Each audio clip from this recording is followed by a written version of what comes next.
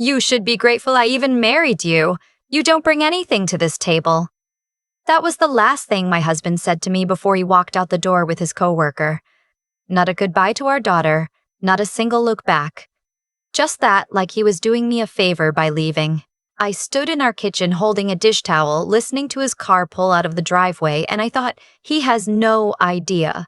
But I'm getting ahead of myself. My name is Maya, and I met my husband Derek in college. We were both in the same graphic design program at a state school in Ohio. I was the quiet one who stayed late in the studio, the girl with paint on her jeans and a sketchbook that never left her bag. Derek was loud, funny, magnetic. The kind of person who could walk into a room and immediately make everyone feel like they've been waiting for him. I fell for him fast. Most people did. We dated for 2 years before he proposed. I was 23, he was 25, and I thought we wanted the same things. He talked about starting a design studio together someday. He had this whole vision, our names on the door, clients flying in from New York, the works.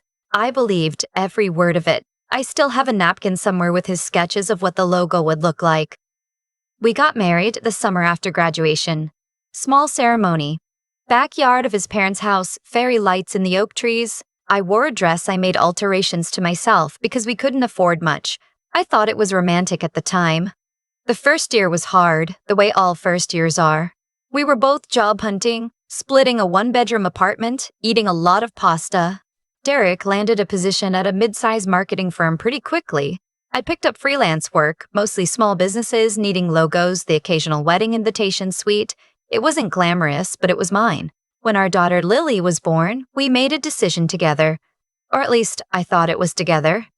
Derek's income was steady by then, and my freelance schedule was flexible, so it made sense for me to be the one who stayed home with her during those early years. I didn't fight it. I loved being with Lily. But I also kept working, kept taking on clients, kept building something quietly from the corner of our living room while she napped. Derek knew I worked from home. He just never really asked what that meant. He'd come home, dinner on the table, Lily bathed and in pajamas, and he'd say something like, "How was your day?" The same way someone asks when they're already looking at their phone. When I'd mention a client or a project, he'd nod with this vague half-smile that made it clear he wasn't listening. Over time, I stopped bringing it up. Looking back, that was the first shift. The moment I realized that in Derek's mind, I had stepped off the career track the day Lily was born and he had quietly reclassified me. Not a partner. Not a professional. Just home. The changes in him came slowly enough that I kept explaining them away. He started staying later at work. Then he started going in on Saturdays. He stopped asking about my projects entirely. He'd come home smelling like someone else's perfume, and I'd tell myself it was a coworker's, a client's, someone he'd hugged goodbye at a happy hour I hadn't been invited to. I was good at convincing myself. I had a daughter to raise and a business to run, and I didn't have the bandwidth for what the alternative meant. Then came the financial stuff, and that was harder to explain away. We had a joint account for household expenses, mortgage, utilities, groceries. For 3 years, I had been depositing a portion of my income into it every month without saying a word about it because I figured that was what partners did. Derek knew the account existed. What he didn't know, what he'd never bothered to ask, was how much I was putting in. I started noticing withdrawals I didn't recognize. Amounts pulled out in cash here and there, nothing enormous but consistent. When I asked about them, Derek would shrug. Work stuff, client dinners. You wouldn't understand the expenses. The condescension in that last sentence, you wouldn't understand? It landed like a small slap every time. I started keeping records. I didn't know why exactly, not yet. I just felt in my gut that I should. Then there was the conference. Derek told me in February that he'd be traveling to a design conference in Austin in March. 4 days. He said it was mandatory for the firm, that several people from his team were going. He seemed almost too casual about it, the way he mentioned it between bites of dinner without looking up. "Will you be okay with Lily?" he asked, already clearing his plate. I said yes. Of course. He came back from that trip different, not in a dramatic way, just easier, lighter. Like something that had been pressing against him from the inside had finally been let out. I noticed it and said nothing. About 6 weeks after that trip, I found a receipt in the pocket of a jacket he'd left draped over the bedroom chair. It wasn't for Austin. It was a restaurant receipt from a place about 20 minutes from our house. The date was a Thursday night 2 weeks ago when he told me he was working late. The total was for 2 people. There was a line item for champagne. I put it back in the pocket. That night, I opened my laptop and did something I probably should have done months earlier. I hired an online background and record service, nothing dramatic, just a starting point. And then I called an old friend from college, a woman named Rachel who had become a family attorney. We grabbed coffee that week. I told her I was just asking questions. She looked at me over her mug and said, "Maya, you're not just asking questions." I laughed it off, but I left that meeting with a much clearer picture of what I should be documenting and why. I want to be honest about this part. I wasn't some strategic genius calmly executing a plan. I was scared. I cried in the car after that coffee with Rachel. I sat in the parking lot for 20 minutes before I trusted myself to drive. I had a 4-year-old daughter and a marriage I had built my entire adult life inside of, and I was trying very hard to believe I was wrong about all of it, but I kept the records, and I kept working. Here's the thing about the work. I had been freelancing for 6 years by then. In the early years, it was small stuff, logos, branding packages, the occasional website. But somewhere around the time Lily turned 2, I started getting referrals. A small brand I redesigned got picked up by a boutique in Chicago, and they gave me a shout-out in a local magazine. That led to bigger clients. I started working with small businesses who wanted a full brand identity, not just a logo, but messaging, packaging, the whole story of who they were. I was good at it, better than I'd ever admitted to myself. By the time Derek was taking his work trips, I had a waiting list. I had never told him exactly what I was earning, not because I was hiding it. I deposited into the joint account. I paid my share of everything. But I'd never sat him down and said, "This is the number." He'd never asked. He assumed, I think, that I made enough to justify having something to do while Lily napped. Something to feel good about. Hobby money. Pin money. Whatever men who don't pay attention call it. He was wrong by a significant margin. I found out about the woman the way most people find out. Not in some dramatic confrontation, but in a quietly humiliating way. I was going through our joint credit card statement, which I had every right to do, and I saw a charge for a florist I didn't recognize for an amount that was not a small bunch of gas station flowers. I Googled the florist. Upscale. The kind of place you go when you want to impress someone.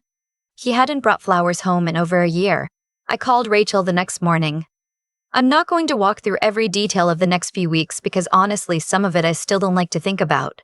What I will say is that Rachel was thorough, I was calm, and by the time Derek came home on a Tuesday evening in late May and asked if we could sit down and talk, I had already spoken to my accountant, restructured 2 of my income streams under a separate business entity fully legally, everything above board, and had a folder in my email that Rachel knew the password to.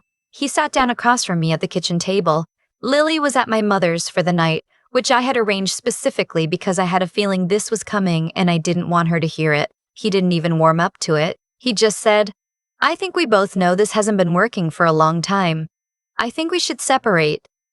I asked him if there was someone else. He paused, and in that pause I saw 6 years of small lies looking back at me. And then he said, "There's someone I've been getting to know. Yes, someone from work." I nodded slowly. I asked her name. He told me. I didn't recognize it, which meant she was newer than I'd thought, or better hidden. I asked how long. He said a few months, which I knew from the receipt alone was not true. I didn't argue. I just sat with my hands in my lap and let him talk. He was kind at first, the way people are kind when they think they're delivering news to someone fragile. He said we'd figure out the finances, that he wanted to be fair. He said he'd make sure Lily was taken care of. He said I'd be okay because you've got your little design thing, and I'm sure that brings in something. Your little design thing. I looked at him across the table. This man I had spent 6 years making a home with. This man who had eaten my cooking and slept in sheets I'd chosen and watched me grow a business from a corner of the living room while he scrolled through his phone. And he still thought it was a little design thing. I said, "Derek, I need to tell you something about the finances before we go any further." He said, generously, "Maya, you don't have to worry about money. I earn well. Last year, I earned more than you." He stopped. I let the silence sit there. "I've been building a brand design practice for 6 years," I said. "I have 14 active clients right now. I have a waiting list." I have a business entity, a separate business account, a CPA, and a contract attorney. I have been depositing into our joint account out of courtesy, not necessity. I also, and here I slid a single piece of paper across the table, have documentation of every withdrawal you made from our joint account in the past 18 months, totaling just under $9,000, which I'm going to need you to account for in our settlement. His face did something I hadn't seen before. It sort of collapsed inward. You what? He said. I also want to mention, I continued, and I was very calm, the kind of calm that only comes after you've cried in enough parking lots, that I'm going to be keeping the house. Rachel. You remember Rachel from college. She's my attorney. She'll be in touch. He sat there for a long moment. Then he said, and I think he genuinely meant it as an attack, you've been hiding money from me. I said, I've been building a business. You just weren't paying attention. He tried a few more things after that.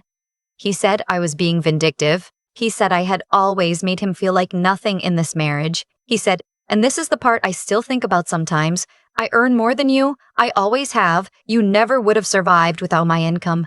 Past tense, would have survived, as if you'd already rewritten history. I slid another piece of paper across the table. It was a summary my CPA had put together. A year-by-year comparison of our household income contributions. My name and his side by side. For the first 3 years, his were higher. For the last 3 years, mine were. The last column, the total, had my name on top. He stared at it for a long time. Then he got up, went to the bedroom, and started packing a bag. He left that night. No big scene, no throwing things, no more speeches. Just the sound of drawers opening and closing, and then the front door shutting behind him. I sat at the kitchen table for a while after that. I wasn't happy exactly. It wasn't a triumphant feeling. It was more like something had settled. The way a room feels after you've opened all the windows and let the stale air out. I thought about the girl I was at 23, the one who'd altered her own wedding dress because they couldn't afford much. I thought about how much I'd believed in the two of us. But I also thought about Lily asleep at my mom's, completely unaware. And I thought about the client email I still had to answer that night, and the branding project that was due Friday, and the tiny part of me that had kept going quietly in the background of this marriage for 6 years, building something that was only mine. That part of me was fine. That part of me had been fine for a while. The divorce took about 5 months. Rachel was worth every dollar. Derek, once he'd actually gone through the financials with his own attorney, stopped talking about how he was going to take care of me, and got a lot quieter and more cooperative. The $9,000 he'd withdrawn came out of his share of the settlements. He kept his car and his retirement account portion. I kept the house and primary custody of Lily. He tried once, toward the end of the process, to have a conversation about whether we could reconsider. His attorney had stepped out. It was just the two of us in a conference room for a few minutes, and he said he hadn't understood how much I had been doing. That he thought he'd been supporting us, and it turned out we'd been supporting each other, and he'd just missed it. I don't know if it was genuine or strategy. I don't particularly need to know. I told him that what I needed from him now was to be a good father to Lily, and that everything else was between our attorneys. He nodded. He looked tired. Older than 31 had any right to look. The woman from work. I found out later they'd actually been seeing each other for almost a year, starting from before that Austin trip, and did things with him about 2 months after he moved out. I didn't feel anything particular about that. It wasn't the point. Lily is 5 now. She goes back and forth between our houses, and she seems, as far as I can tell, okay. She asked me once why Daddy lived somewhere else, and I told her that sometimes grown-ups work better as friends. She thought about it and said, like how you and Aunt Rachel are friends, but you don't live together. And I said, yes, exactly like that. She went back to her drawing. Kids are more adaptable than we give them credit for. As for the business, I took on a partner last spring, a woman I'd been collaborating with for a year, and we've been growing faster than I expected. I have a small studio space now outside the house with my name on the door. It's not a big sign. Just my name, simple, the way I would have designed it. When people ask me how I got through it, I don't have a clean answer. I didn't have a grand plan. I wasn't sitting in my marriage plotting revenge while Derek watched TV. I was just working, keeping records, not making myself smaller than I was, even when he couldn't see the full picture. He assumed that because he couldn't see it, it wasn't there. That was his mistake, not mine. Lily starts kindergarten in the fall and she told me last week that she wants to be an artist when she grows up. I asked her what kind and she said all the kinds. I told her that sounded exactly right. We're going to be okay. We already are. I've thought a lot about what Derek actually meant when he said I didn't bring anything to the table. I don't think he was lying exactly. I think he genuinely believed it. And that's the part that stays with me, not the cruelty of it, but the blindness. He had watched me work for 6 years and processed none of it because it didn't fit the story he'd already decided was true. That's not a Derek problem, specifically. That's a human problem. We see what we expect to see. He expected a woman who had stepped back from ambition when she became a mother, so that's what he saw. Every client call I took, every late night I spent redoing a logo until it was right, every invoice I sent, it all happened in the same house he lived in, and it registered as background noise.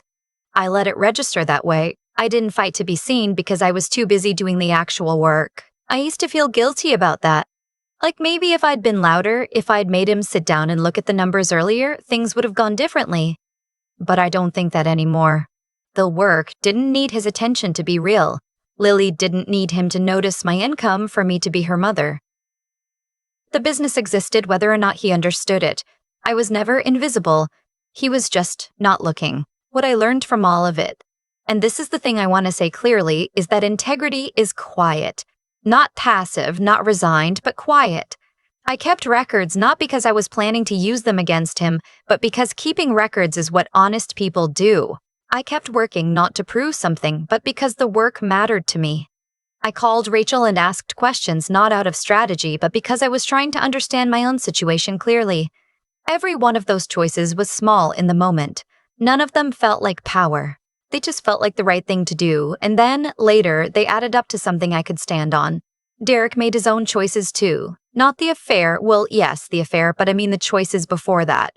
The choice to stop asking questions. The choice to use I earn more than you as a way to end conversations instead of starting them.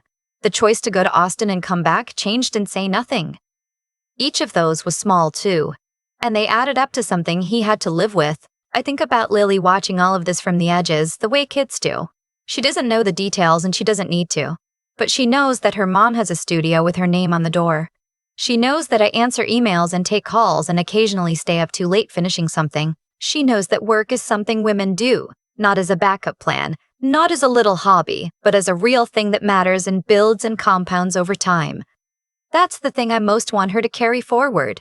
Not the story of the divorce, not even the story of the settlement. Just the plain fact of a woman who kept going. We don't always get credit in real time. Sometimes the accounting happens later at a conference table with attorneys present in numbers that speak for themselves. That's okay. The work was still worth doing.